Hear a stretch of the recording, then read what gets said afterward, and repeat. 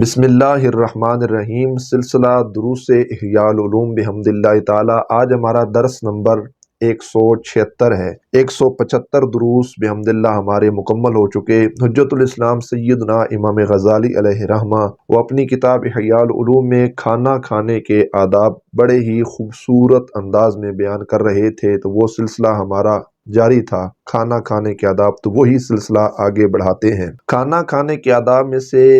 چونکہ اجتماعی صورت بیان ہو رہی تھی، تو عمومی طور پر ایک حالت دیکھی گئی ہے کہ جن گھروں میں ہماری دعوت ہوتی ہے وہاں پر کھانا کھانے کے بعد بلا وجہ زیادہ دیر رک جانا، جس کی وجہ سے گھروں میں رہنے والی وہ مستورات جو میزبان ہماری دعوت کرتے ہیں ان کو ایک خاص تکلیف کا سامنا کرنا پڑتا ہے۔ پردہ ہو یا شرعی پردہ نہ ہو یہ برابر ہے، لیکن گھروں میں زیادہ دیر بیٹھنا یہ چیز مناسب نہیں ہے۔ رسول پاک صلی اللہ علیہ وآلہ وبارکہ وسلم نے جب اپنا نکاح حضرت سیدہ زینب رضی اللہ تعالی عنہا سے کیا، تو رسول اللہ صلی اللہ علیہ وآلہ وسلم نے ولیمہ کی دعوت میں بہت زیادہ لوگوں کو دعوت دی۔ سارے لوگ کھانا کھا کر تو چلے گئے، لیکن 3 لوگ باقی بچ گئے اور وہ لوگ آپس میں باتوں میں مصروف ہو گئے۔ ازواج مطہرات رسول اللہ علیہ السلام کی پاک بیویاں چونکہ حجرہ کے اندر موجود تھیں، تو اللہ کے پاک پیغمبر علیہ السلام چکر لگاتے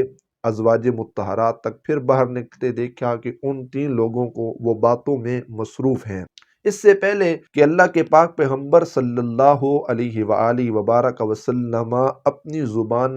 پاک سے کچھ کلمات فرماتے کہ مطلب آپ کھانا کھا چکے ہو تو یہاں سے اجازت ہے تمہیں، تو رسول اللہ علیہ السلام اس بات پر بھی حیا فرماتے، اور یہ قرآن کریم کی یہاں پر ایک آیت کا نزول ہوا کہ چونکہ سرکار کے گھر میں وہ لوگ مہمان تھے۔ اب اس آیت کریمہ کے اندر جو بھی میں بیان کرنے لگا ہوں یہ صرف رسول اللہ علیہ السلام کے گھرانے کے لیے اس میں کوئی تخصیص نہیں، بلکہ یہ عمومی طور پر ساری امت کے لیے یہ بات کا حکم ہے۔ ایک بات تو یہ ہے کہ جہاں پر دعوت ہو وہیں پر ہی جانا چاہیے، اگر دعوت نہیں ہے تو وہاں پر کھانا کھانے مت جائیے۔ دوسری بات یہ ہے کہ اس حکم کے تحت یہ امت بھی آتی ہے کہ یہ صرف تخصیص نہیں رسول اللہ علیہ السلام کے لیے، اب بھی اگر کوئی شخص کسی کے گھر میں کھانا کھانے جاتا ہے تو وہاں کھانا کھانے کے بعد زیادہ دیر نہ بیٹھے، بلکہ خود جو ہے مہمان وہ میزبان سے اجازت لے لے اور وہاں سے وہ رخصت ہو جائے۔ یہ باتیں ہیں قرآن کریم میں اللہ کریم ارشاد فرماتا ہے یا ایھا الذین آمنوا، یہ ایمان والوں سے خطاب ہے،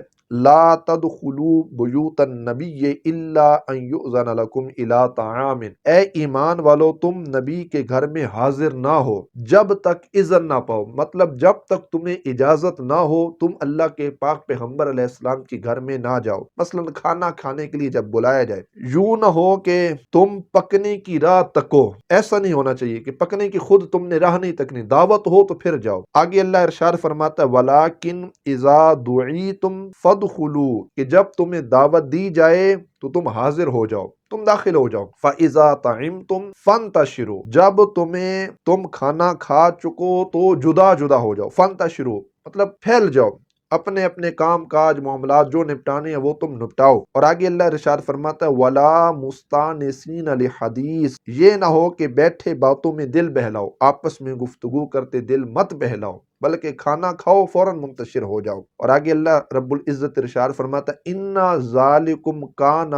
يُؤْذِي النَّبِيَّ فَيَسْتَحْيِي مِنْكُمْ، یہ جو بات ہے نا تمہاری کھانا کھانے کے بعد زیادہ دیر باتیں کرنا، یہ اللہ کے پاک پیغمبر علیہ السلام کو یہ بات تکلیف دیتی ہے، اس سے نبی کو ایذا ہوتی ہے، تکلیف ہوتی ہے۔ فَيَسْتَحْيِي مِنْكُمْ، وہ تمہارا لحاظ فرماتے ہیں، مطلب خود نہیں کہتے کہ تم گھر سے چلے جاؤ۔ اللہ ارشاد فرماتا ہے وَاللَّهُ لَا يَسْتَحْيِي مِنَ الْحَقِّ، لیکن اللہ کریم جل جلالہ حق بات فرمانے میں نہیں شرماتا، اللہ رب العزت جو سچی بات ہو وہ فرما دیتا ہے۔ یہ قرآن کریم کی آیت کا وہاں پر نزول ہوا، تو اس سے یہ مسئلہ مفسرین نے اسی طرح اخذ کیا ہے کہ کھانا کھانے کے بعد اجتماعی صورت میں جب آپ کسی کے گھر جائیں زیادہ باتیں نہ کریں کہ اس سے صاحب خانہ کو، وہاں پر رہنے والی مستورات خواتین کو تکلیف ہوتی ہے، پردے کے مسائل ہوتے ہیں، قضاء حاجت کے لیے نکلنا ہوتا ہے، دیگر معاملات، گھر کے کام کاج، ڈھیروں مصروفیات گھر کے معاملات ہوتے ہیں، تو ایسا نہیں کہ آپ کے جاننے کی وجہ سے وہ مستورات کمرے کے اندر ہی پابند ہو جائیں، تو ایسا نہیں کرنا چاہیے، بلکہ فوراً جو ہے وہ اجازت لینی چاہیے۔ اب یہاں پر ایک بات یہ ہے کہ رسول اللہ علیہ السلام کو اتنی اس بات سے وہ دکھ پہنچا کہ ایک روایت میں آتا ہے کہ اللہ کے پاک پیغمبر صلی اللہ علیہ وآلہ وبارک وسلم حجرے میں داخل ہوئے تو رسول اللہ علیہ السلام نے وہاں سے پردہ لٹکا دیا۔ پاکیزہ خواتین چونکہ